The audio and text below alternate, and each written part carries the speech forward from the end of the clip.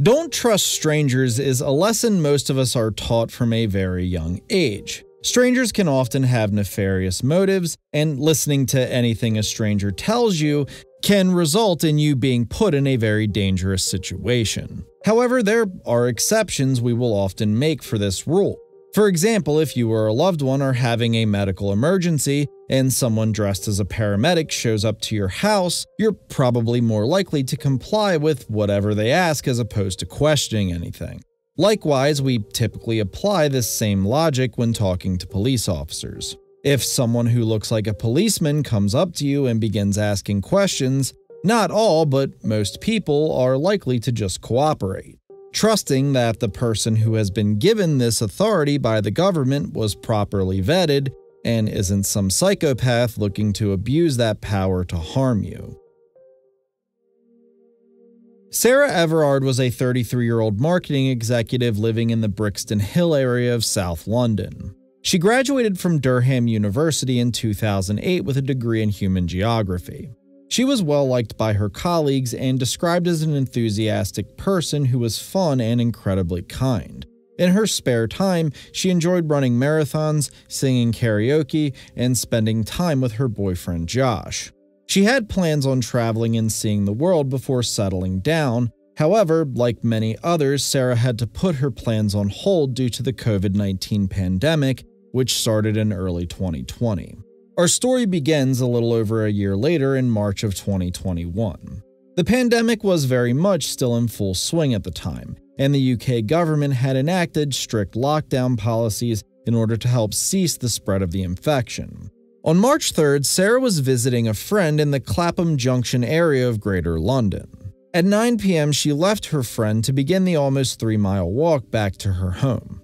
About 15 minutes into this walk, she calls her boyfriend and speaks to him for about another 15 minutes before hanging up the phone. Josh would tragically be the last to ever speak with her, as within minutes of hanging up with her boyfriend, she was stopped by a police officer named Wayne Couzens. It doesn't take much diving into Wayne Couzens' history for someone to realize he had absolutely no business serving as a Metropolitan Police officer. Couzens had initially applied for the Kent Police Force in 2002, where he served for over 10 years. Over the course of this time, there were several complaints levied against him by women for accusations of indecent exposure and sexual harassment. For whatever reason, these complaints were not investigated, and Couzens was never disciplined for any of them. In 2018, he transferred from Kent to the Metropolitan Police Department, who licensed him to carry a firearm and placed him in the Diplomatic Protection Unit. Couzens' job was to patrol embassies and protect embassy workers, not to go out and make arrests in civilian areas. However, since he was given the same authority, badge, and paperwork as any other police officer, there was essentially no way for an average citizen to tell the difference. Before his fateful meeting with Sarah, Couzens had gained a reputation within his unit for being something of a creep. According to other officers who worked with him, Couzens often made women feel uncomfortable and exhibited some very disturbing behavior around them. He would speak openly to other officers about his taste in violent pornography and seemed to have a very thinly veiled fetish about brutalizing women. Just a month before the events in this video, Couzens received multiple complaints from women complaining he'd exposed himself to them in public. Much like the Kent police, though, the Metropolitan Police basically did nothing to follow up on these accusations. In fact, Couzens' disturbing behavior had become something of a running joke among his fellow officers, earning him the not-so-flattering nickname of the rapist within the department, which makes the fact no kind of internal investigation was done here all the more head-scratching. Unfortunately, they didn't, and it would be Sarah Everard who would pay the price. On March 4th, Sarah was supposed to meet with her boyfriend Josh, and the two were going to spend the day together. However, he wasn't able to get a hold of her. After trying to find her for several hours, he began to worry and contacted the police to inform them Everard was missing. Now, if you've ever been to a city, particularly one as large as London, you'll know there are security cameras absolutely everywhere. Intersections, buses, stores, you name it, it has a camera. So it didn't take police very long to find a trail of Sarah walking back to her home. This gave investigators a clear timeline of events, as several cameras caught Sarah talking to Couzens, whom police had yet to identify shortly after he stopped her. All police knew at this time was she had been stopped by a man with a white vehicle, and that man was the last person seen with her before her disappearance. The fact that Sarah seemed to be extremely obedient with the perpetrator's demands, though, caused police to worry that he was either a cop or someone pretending to be one. That same day, Couzens would contact his employer and put in a request for medical leave, citing stress and mental health issues as the reason. He also requested that his license to carry a firearm be revoked. By the end of the day, police had traced the tags of the white car back to a rental service in Kent, which showed that Wayne Couzens had been in possession of the car the night of Sarah's disappearance. The last image taken of Sarah and Couzens shows both of them standing next to the vehicle with both front doors open, leading police to conclude that he had taken her in the car with him. Piecing together the car's path using surveillance footage shows it leaving the area and driving over an hour away to Kent.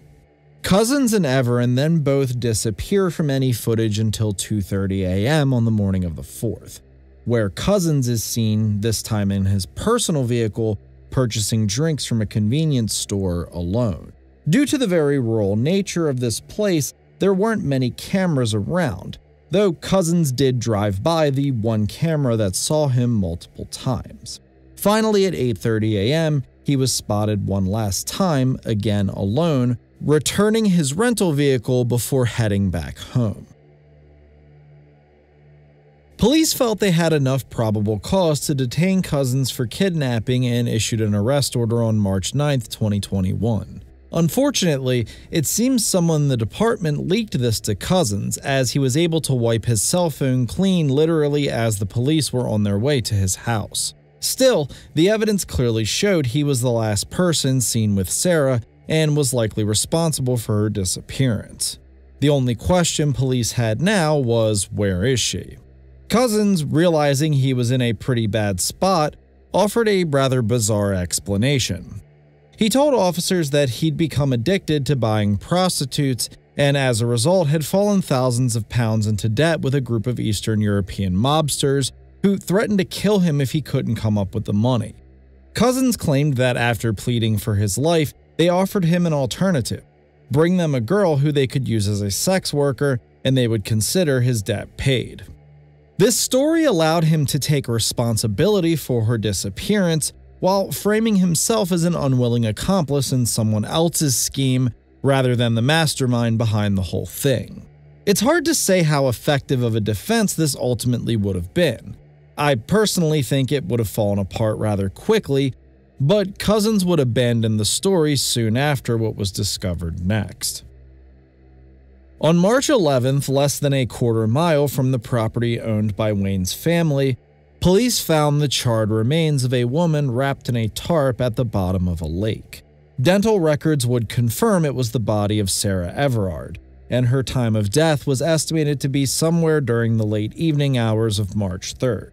A search of Couzens' credit card information revealed he'd purchased gas from a nearby gas station on the morning Sarah was first reported missing. Police were also able to confirm he'd purchased the tarp her body was found in off Amazon that same day. Couzens' wife told police that he'd taken her and their daughter on a walk to that same area the day after the search for Sarah Everard began. Officers believed that Couzens had burned Sarah's body inside of an old freezer that was on the property, then went back the next day when he was with his family and threw what was left into the pond.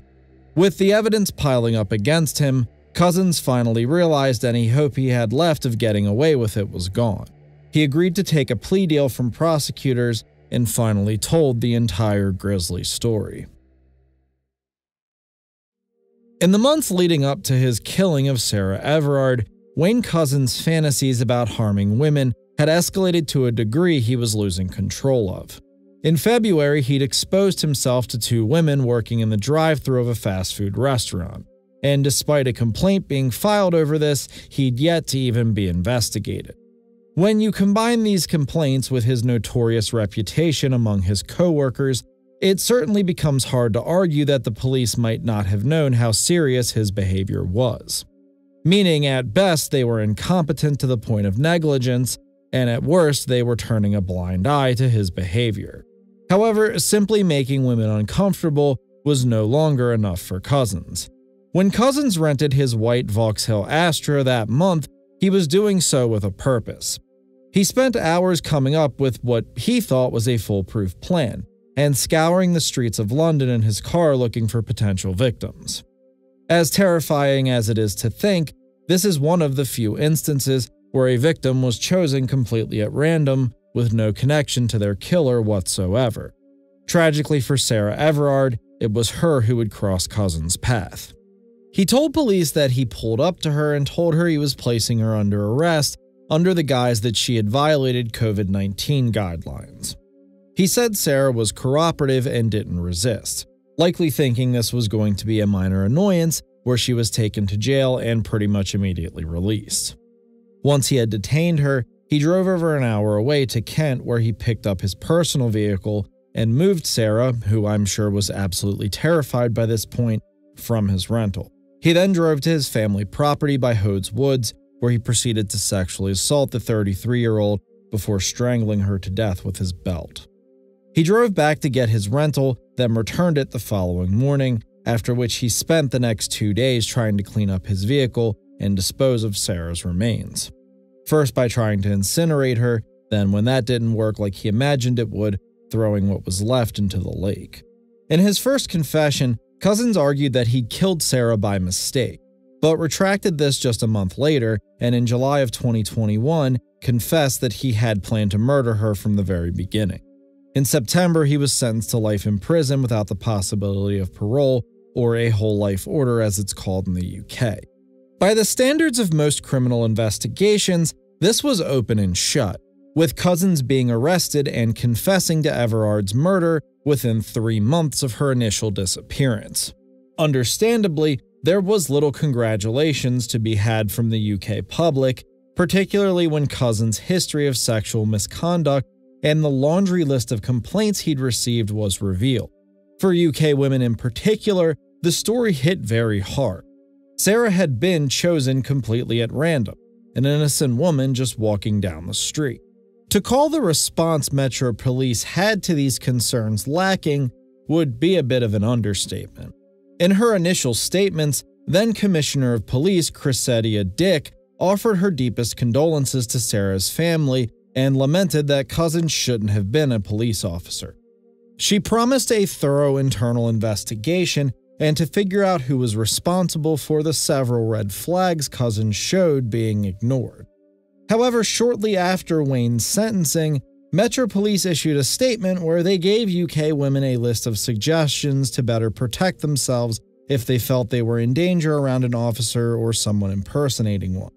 These valuable tips included running away to the nearest store or public area, shouting for help at the top of your lungs, and calling the police to confirm you were actually speaking to an officer. These suggestions were not well received. To a lot of people, it sounded like Metro Police were attempting to distance themselves from any responsibility while sort of blaming the victims of Couzens for their own abuse and, in Sarah's case, death. Many were also quick to point out that none of these suggestions would have helped in Everard's case, as Couzens was a legitimate police officer with the ability to make arrests, and all following these tips would accomplish is someone being charged with resisting arrest.